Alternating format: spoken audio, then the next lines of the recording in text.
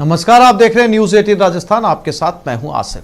देश में कोरोना का ग्राफ बढ़ता जा रहा है। 24 घंटे में 2,95,041 नए केस, एक दिन में 2,023 मरीजों की मौत। महाराष्ट्र में 60,000 से ज्यादा केस, उत्तर प्रदेश में 29,000 से ज्यादा, दिल्ली में 28,000 से ज्यादा, कर्नाटक में 21,000 से ज्यादा केस एक दिन में सामने आ चुके हैं।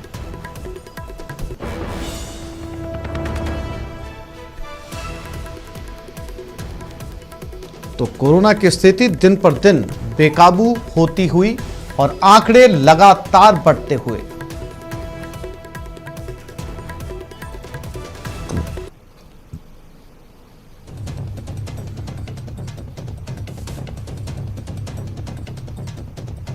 और भारत में मरुधरा में कोरोना का महाविस्फोट हुआ है। 24 घंटे में 12,201 नए केस सामने आए। 24 घंटे में 64 लोगों ने जान गंवा दी। जोधपुर में 17, कोटा में 10 की मौत हुई। प्रदेश में एक्टिव केस 85,000 के पार है। पिछले 5 दिनों में 51,087 केस सामने आए, 227 की मौत हुई।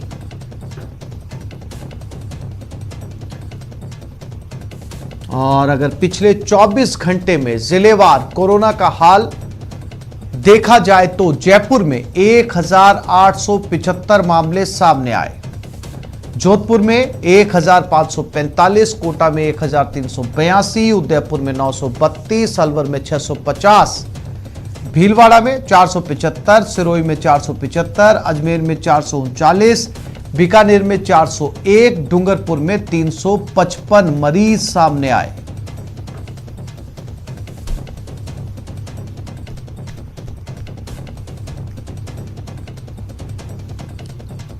और 16 अप्रैल से अगर मरीजों की बात करें तो 7,359 मामले सामने आए, 31 की मौत हुई। 17 अप्रैल को 9,046, 37 की मौत। 18 अप्रैल को 10,514 और 42 की मौत। 19 अप्रैल को 11,967 मामले सामने आए, 53 की मौत हुई।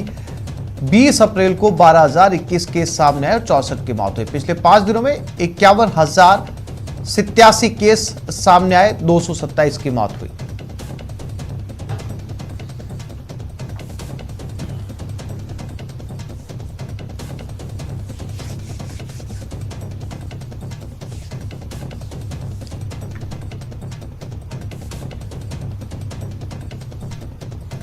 और इसी खबर पर ज्यादा जानकारी के लिए हमारे सहयोगी हमारे साथ जुड़ गए हैं। ललित सिंह जोधपुर से, ओम प्रकाश मारू कोटा से और सचिन भी हमारे साथ जो हैं वो जयपुर से इस समय जुड़ गए हैं। सबसे पहले रुक करते हैं जोधपुर का। ललित, सीधे तौर पर अगर इसे कहा जाए तो अब कोरोना का विस्फोट कहना ठीक नहीं होगा, बल्कि इसे महाविस्फोट कहा जाए। आंकड़े कहीं से भी दिलासा देने वाले या ऐसे आंकड़े सामने नहीं आ रहे कि यह संतोष किया जा सके कि अब आंकड़े कम होने शुरू हो चुके हैं। हर रोज जो आंकड़े आते हैं वो पिछले रिकॉर्ड को तोड़ रहे हैं। ऐसे में ललित, बड़ा मुश्किल होगा ये कहना कि हालात कैसे संभलेंगे।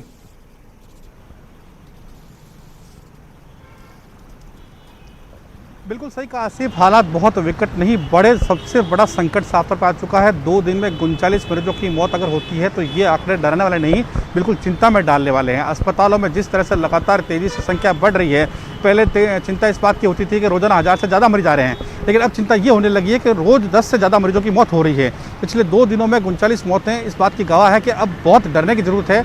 इस बात की गंभीरता को समझना होगा कि अब घर से ना निकलें। अगर आप निकलें तो अस्पतालों में अब जगह नहीं है, नो बेड की स्थिति है और ऐसे में अब अस्पताल भी हाँफने लगे हैं। जो संसाधन बचे हैं उन तमाम संसाधनों को झोंक दिया गया है। जिला प्रशासन लगातार कोशिश कर रहा है कि किसी तरह अस्पताल में और व्यवस्था की जाए। तो अब अपील ही की जा सकती है पब्लिक से कि वो अब जब तक वो नहीं सुधरेंगे, हम नहीं सुधरेंगे, तो इस हालात को रोकना मुश्किल होगा, इन आंकड़ों को रोकना मुश्किल होगा। अब समय आ चुका है आसिफ, इस बात को समझना होगा कि इस बात को गंभीरता से समझें कि बाहर ना निकलें, सोशल डिस्टेंसिंग की पालना करें, मास्क जरूर पहने, वैक्सीनेशन कराएं। इन 3 चीजों की बिल्कुल ललित, बहुत महत्वपूर्ण बात है। आप सरकारें लगातार उम्र घटाकर 18 वर्ष से ऊपर तक के लोग भी जो है वो 1 तारीख से वैक्सीनेशन करवा सकेंगे और लगातार राज्य सरकारें, केंद्र सरकार ये गुजारिश लोगों से कर रही है, अपील कर रही है कि वैक्सीनेशन में बढ़ चढ़कर हिस्सा लें।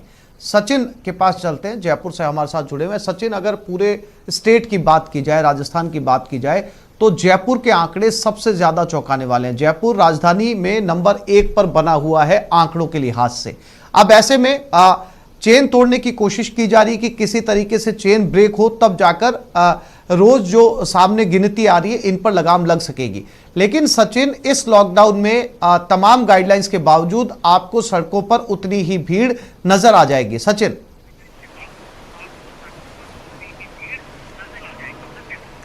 बिल्कुल, देखिए आसिफ, बिल्कुल सही आप कह रहे हैं। जब घर से ऑफिस का सफ़र हम लोग तय करते हैं, ऑफिस से जब फील्ड में जाते हैं, अलग अलग खबरें करते हैं, तो ऐसा लग ही नहीं रहा कि शहर में सन्नाटा पसरा हो या लॉकडाउन हो।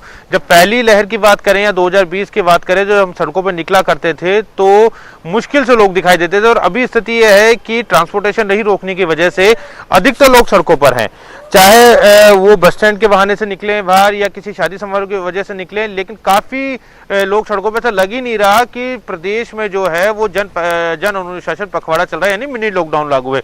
और शायद यही वजह है कि जो आंकड़े हैं वो लगातार बढ़ते जा रहे हैं। 12,000 पिछले 24 घंटे के आंकड़े हैं, 12,021 आंकड़े हैं। और आज भी ये मान के चलिए कि जिस तरह से हालात दिखाई दे रहे हैं, ये इसमें कमी होने की गुंजाइश बहुत कम है। और सरकार भी ये कोशिश कर रही है और लोग भी चाहते ही यही है कि आंकड़े कंट्रोल में आ जाए, जनजीवन जो दोबारा से पटरी पर लौटे। लेकिन जिस तरह से लोग सड़कों पर घूमते हुए नजर आ रहे हैं, ऐसा कहीं भी नहीं लग रहा है कि प्रदेश में मिनी लॉकडाउन चल रहा है या लॉकडाउन चल रहा है। ये बात आपने बिल्कुल सही की और शायद यही वजह है कि आंकड़ों में कोई कमी नहीं आ रही है। आज शादियों का बहुत बड़ा सीजन है, राजस्थान की बात करें या देश की बात करें, रामनवमी का आज एक बड़ा सावा है। ऐसे में भी लोग सड़कों पर हैं। आज शाम को शादियां भी होंगी। अब उम्मीद ये की जानी चाहिए कि सभी लोग गाइडलाइन को फॉलो करें, क्योंकि कहीं भी अगर चूक होती है तो कोरोना का विस्फोट कल या 2 दिन बाद देखा जा सकता है। क्योंकि देखिए आज लोग जुटेंगे, शादियों पे किसी तरह की रोक नहीं है, आने जाने पे किसी तरह की रोक नहीं है।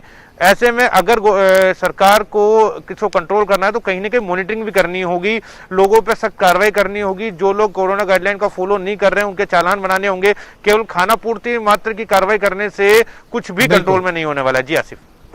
बिल्कुल सचिन, कोटा की तरफ रुख करते हैं। ओम प्रकाश मारू हमारे साथ बने हुए। ओम प्रकाश, आपने जोधपुर की भी तस्वीरें समझी, सुनी और जयपुर की भी सुनी। कोटा की तस्वीरें कोई बहुत ज्यादा अलग नहीं है जयपुर या जोधपुर से।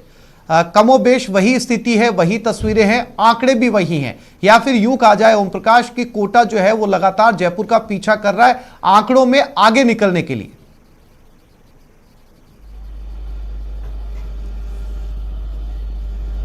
जी, आप सही कह रहे हैं। पिछले कई दिनों से 1000 का कोरोना पॉजिटिव मरीजों का आंकड़ा बहुत ही डरावना व भयानक कहा जा सकता है। लगातार आ रही पॉजिटिव मरीजों के बाद मेडिकल कॉलेज प्रशासन ने तो हाथ खड़े कर दिए कि गंभीर मरीजों को भर्ती तक नहीं किया जा रहा। ऐसी बार बार शिकायतें मरीजों और उनके परिजनों द्वारा मिल रही है। हमारी भी मेडिकल कॉलेज प्रशासन के प्राचार्य से बात हुई तो उन्होंने कहा कि जो जितने बेड हैं वो बेड फुल हो चुके हैं, हम गंभीर मरीजों को कहाँ भर्ती करें। सबसे बड़ी बात इसमें यह है कि पॉजिटिव मरीजों के साथ साथ जो मौत का आंकड़ा है वो तेज गति से बढ़ रहा है। एक दिन में आधा दर्जन 1 दर्जन तक आंकड़ा प्रतिदिन इन दिनों आ रहा है। और गंभीर मरीजों में जो मौत का जो शिकार हो रहे हैं वो ज्यादा उम्र वाले नहीं कहा जा सकता है, बल्कि नवयुवक भी इसमें शामिल है। तो युवा भी दम तोड़ रहे हैं, गंभीर मरीज सामने आ रहे हैं और उनको जो ऑक्सीजन है वो पर्याप्त नहीं मिल पा रहा है अस्पतालों में। तो कहीं कहा जा सकता है कि कोटा में जो कोरोना का हालात है बहुत ही भयानक और गंभीर कहा जा सकता है। और लगातार आंकड़े बढ़ रहे हैं। 222 मरीजों की मौत अब तक चिकित्सा विभाग ने पुष्टि कर दी है कोरोना से होने वाली। इसमें से ज्यादातर मौत पिछले 15 दिन में हुई है। तो कहा जा सकता है कि हालात बहुत ही गंभीर है और मेडिकल कॉलेज प्रशासन बिल्कुल ओम प्रकाश, स्थिति जो है वो बेहद चिंताजनक है। और सबसे पहले एक बार फिर से सचिन के पास चलते हैं। सचिन, राजधानी की बात की जाए, क्योंकि मैसेज पूरे स्टेट में यहीं से जाता है, सरकार यहीं पर बैठती है, विधानसभा यहीं पर है। और अगर यहां पर नियमों की पालना सख्ती से की जाए तो उसकी तस्वीरें पूरे स्टेट में जाएंगी, एक मैसेज जाएगा। चूंकि यहां पर लॉकडाउन के बावजूद तस्वीरें ऐसी हैं कि लॉकडाउन कहीं पर नजर नहीं आ रहा, सड़कों पर उतनी ही भीड़ है। ये तस्वीरें जब बाकी के जिलों में पहुंचती है, दूसरे स्टेट के दूसरे हिस्सों में पहुंचती है, तो आपको लगता है कि जिस चेन ब्रेक के लिए यह फैसला लिया गया था वो चेन ब्रेक हो पाएगी?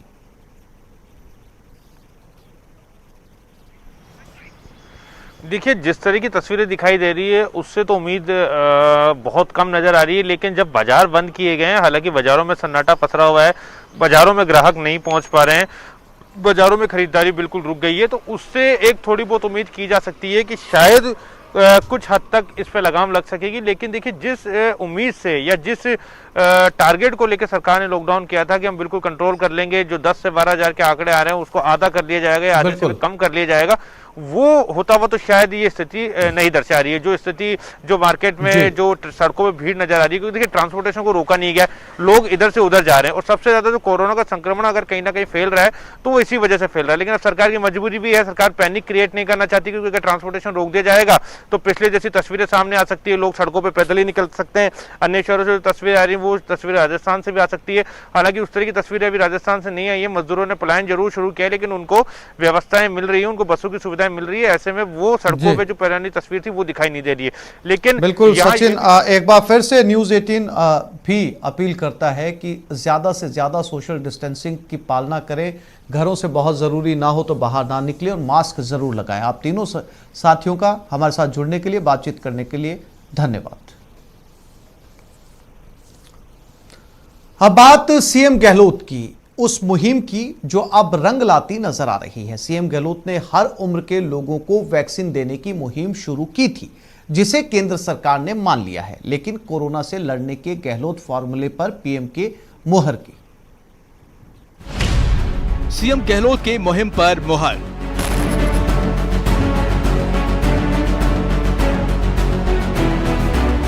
सीएम की मांग पीएम मोदी ने मानी। मुख्यमंत्री अशोक गहलोत जी और राहुल गांधी जी लगातार ये कह रहे थे कि हर उम्र के लोगों को वैक्सीन लगनी चाहिए। उसका कारण था कि वैक्सीनेशन जितना प्रॉपरली चलेगा, जितना जल्दी होगा, हर उम्र के लोगों में होगा, तो कोरोना को हराने में आसान होगा। 18 से ऊपर सभी को वैक्सीन।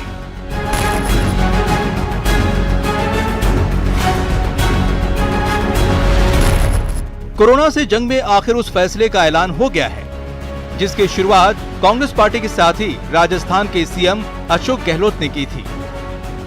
पिछले काफी वक्त से चल रही सभी को कोरोना वैक्सीन की मांग पूरी होने वाली है, क्योंकि केंद्र सरकार ने 1 मई से 18 साल की उम्र से ऊपर के सभी लोगों को वैक्सीन देने का ऐलान कर दिया है। लेकिन इसके लिए बड़ी मुहिम चली। सीएम अशोक गहलोत ने पीएम नरेंद्र मोदी को इस बारे में पत्र लिखा। गहलोत ने अपने पत्र में साफ लिखा कि कोरोना से जंग के लिए युवाओं को वैक्सीन देने की जरूरत है। मतलब बाहर के देशों को 6.5 करोड़ वैक्सीन दे दी, पाकिस्तान सहित अन्य देशों को। जो वैक्सीन की प्रॉब्लम क्रिएट हुई पूरी कंट्री में, उसके बाद कांग्रेस पार्टी ने विरोध दर्ज कराया, चीफ मिनिस्टर ने विरोध दर्ज कराया कि साहब वैक्सीनेशन की हमें तो प्रॉब्लम हो रही है, आप वैक्सीन दे नहीं रहे, और वही हालात रेमडेसिविर इंजेक्शन को लेकर है। तो कांग्रेस ने जो मांग उठाई, मुख्यमंत्री ने जो मांग उठाई, उस मांग को आपने पूरा किया। ये समय की सीएम अशोक गहलोत ने साफ शब्दों में कहा था कि अगर कोरोना की जंग जीतनी है तो ज्यादा से ज्यादा लोगों का वैक्सीनेशन जरूरी है। अब केंद्र के फैसले के बाद सीएम ने ट्वीट कर कहा कि आखिर केंद्र सरकार मान गई है। अब केंद्र सरकार को ये पर्याप्त मात्रा में वैक्सीन उपलब्ध करानी चाहिए ताकि 18 से ज्यादा उम्र वालों को वैक्सीन लग सके।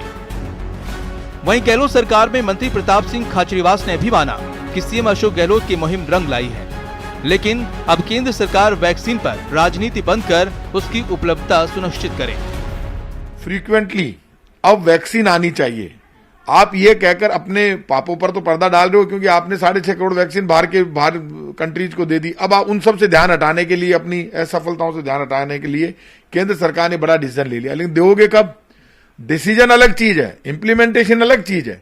आप बातें बहुत अच्छी अच्छी कर रहे हो कि 18 साल तक की उम्र वालों को वैक्सीन दे दो, तो भाई साहब वैक्सीन उपलब्ध तो कराओ। वैक्सीन तो है ही नहीं। आपको बता दें कि कांग्रेस पार्टी काफी वक्त से युवाओं को वैक्सीन देने की मांग करती रही है। कांग्रेस नेता राहुल गांधी ने भी ट्वीट कर इस मुहिम को आगे बढ़ाया था। तो कांग्रेस अध्यक्ष सोनिया गांधी ने भी पीएम मोदी को पत्र लिखकर युवाओं के लिए वैक्सीन की उपलब्धता सुनिश्चित करने की मांग की थी। बहरहाल सभी के लिए वैक्सीन की मुहिम रंग लाती दिख रही है, लेकिन सवाल है कि 45 साल से ज्यादा के लोगों के लिए जब से वैक्सीन की शुरुआत हुई है, तभी से राजस्थान समेत कई राज्यों में वैक्सीन की किल्लत सामने आई है और इसे लेकर सियासत भी खूब हुई। अब 18 साल से ज्यादा के लोगों को देने के लिए जितनी वैक्सीन की जरूरत होगी, क्या उतनी वैक्सीन देश में उपलब्ध है, या केंद्र सरकार का ये फैसला किल्लत की नई सीरीज को जन्म देगा? Dinesh Sharma, news 18 network, Jaipur. और भीलवाड़ा में एक मासूम की मौत हो गई। अंधविश्वास ने एक मासूम की जान ले ली। मासूम को गर्म सलाखों से दागा गया। इलाज के नाम पर बच्चे से क्रूरता की गई। जिला अस्पताल में बच्चे ने दम तोड़ दिया। बच्चे को निमोनिया हुआ था।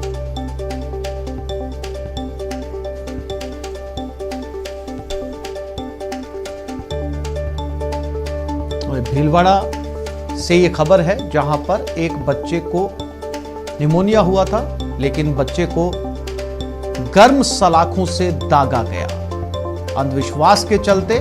और ये कोई पहली घटना नहीं है, इस तरह की घटनाएं अक्सर सामने आती रहती हैं।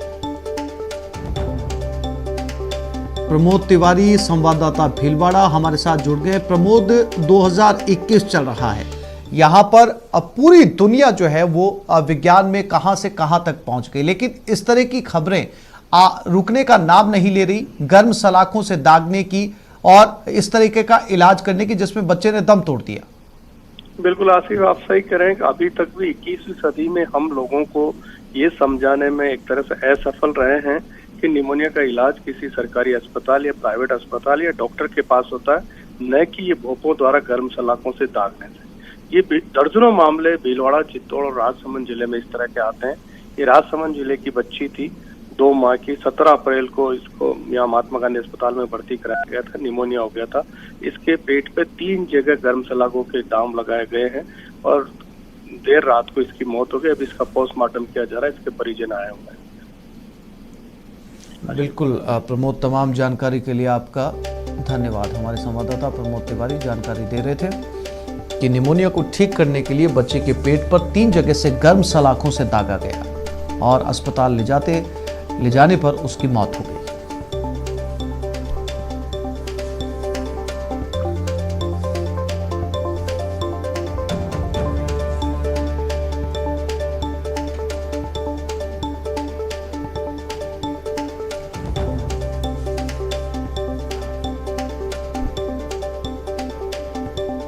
यहां एक छोटे से ब्रेक के लिए रुक रहे हैं, जल्द लौटते हैं।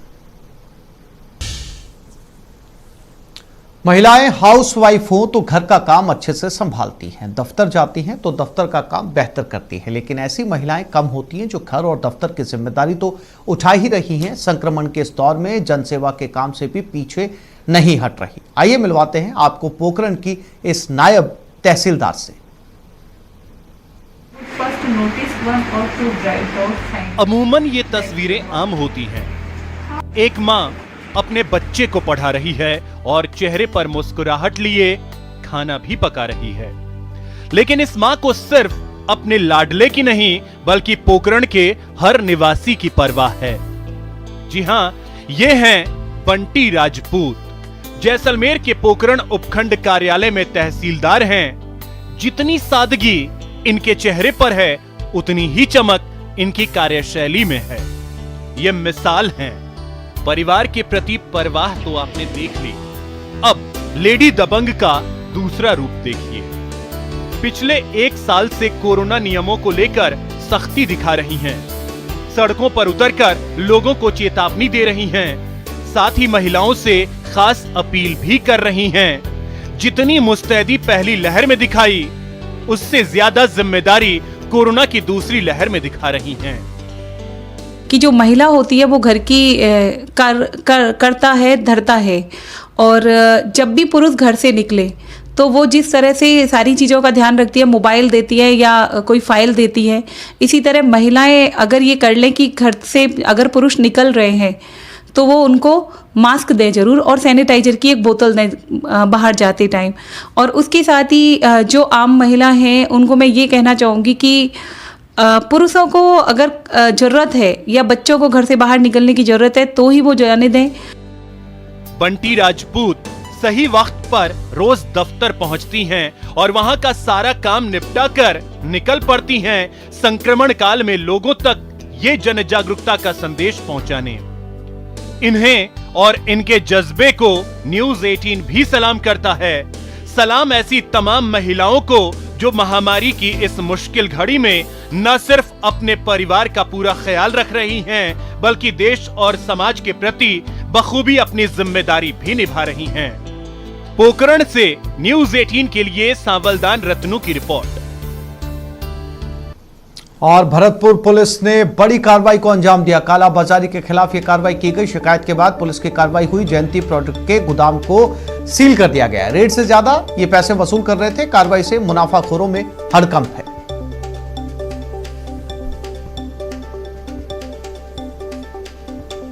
तो भरतपुर में जयंती प्रोडक्ट के गोदाम को सील कर दिया गया। सामान की कीमत लागत से ज्यादा वसूल रहे थे। सरकार लगातार कह रही है कि कालाबाजारी को लेकर किसी को बख्शा नहीं जाएगा। इसके लिए सरकार ने टोल फ्री नंबर भी जारी किए। अगर कोई सामान की कीमत लागत मूल्य से ज्यादा ले रहा है, एमआरपी से ज्यादा ले रहा है, तो कस्टमर केयर पे कॉल किया जा सकता है। टोल फ्री नंबर पर कॉल किया जा सकता है, सरकार को बताया जा सकता है।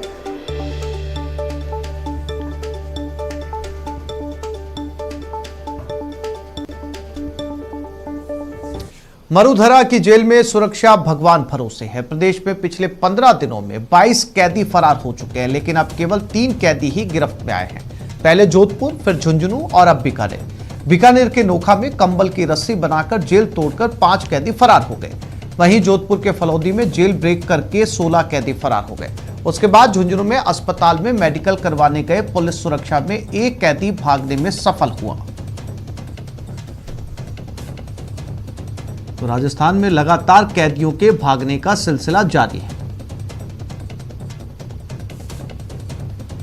जोधपुर की फलौदी जेल से फरार हुए 16 कैदियों का मामला अभी पूरी तरह से शांत भी नहीं हुआ था कि बीकानेर जिले की नोखा सब जेल से मंगलवार को आधी रात को 5 कैदी फरार हो गए। कैदियों के फरार होने की सूचना के बाद जेल प्रशासन में हड़कंप मच गया। फरार कैदियों की तलाश में बीकानेर जिले समेत आसपास के इलाकों में कड़ी नाकेबंदी करवाई गई, लेकिन अभी तक उनका कोई सुराग नहीं लग पाया है।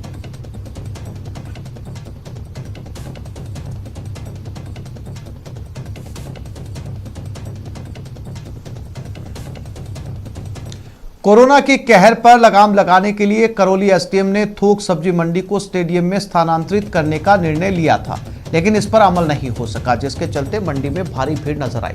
इस दौरान बड़ी संख्या में लोग बिना मास्क लगाए नजर आए। सोशल डिस्टेंसिंग की भी धज्जियां उड़ाई गई। अब गुरुवार से मंडी को मुंशी त्रिलोकचंद माथुर स्टेडियम में शिफ्ट किया जाएगा।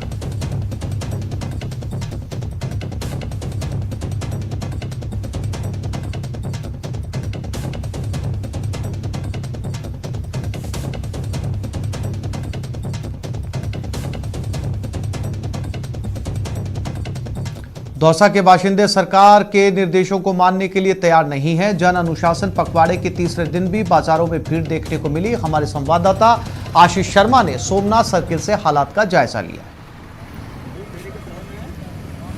जन अनुशासन पखवाड़े का आज तीसरा दिन है, लेकिन हालात में अभी तक सुधार नहीं आ रहे हैं। लोग बिना वजह दौसा शहर में प्रवेश कर रहे हैं। हालांकि पुलिस की टीमें रोकने का प्रयास कर रही हैं। जो भी वाहन चालक आ रहा है उससे पूछताछ की जा रही है, ताकि जो बिना काम से कोई शहर के अंदर प्रवेश नहीं करे, इस तरह की कोशिश पुलिस की जा रही है। लेकिन 3 दिन से चल रही कोशिश के बावजूद भी लोग मानने को तैयार नहीं है। बिना वजह घर से बाहर निकल रहे हैं। जो लोग घर से बिना वजह बाहर आ रहे हैं उनके चालान भी काटे जा रहे हैं। देखो यहाँ दौसा के ये सोमनाथ सर्किल का इलाका है। यहाँ पर बिना वजह जो लोग आ रहे हैं उनके चालान काटे जा रहे हैं। ये 2 मोटरसाइकिल वाले हैं, बिना वजह यहाँ पर आए हैं, इसलिए पुलिस ने इनके खिलाफ सख्ती बरती है। और पुलिस जो भी वाहन चालक आ रहे हैं जो इधर पुलिस को चकमा देकर भागने की कोशिश कर रहे हैं, ऐसे में पुलिस कोशिश कर रही है कि किसी भी तरह भीड़ को कंट्रोल किया जाए, क्योंकि पिछले 3 दिनों से लगातार दौसा में जो सरकार की गाइडलाइन है उसका उल्लंघन हो रहा है।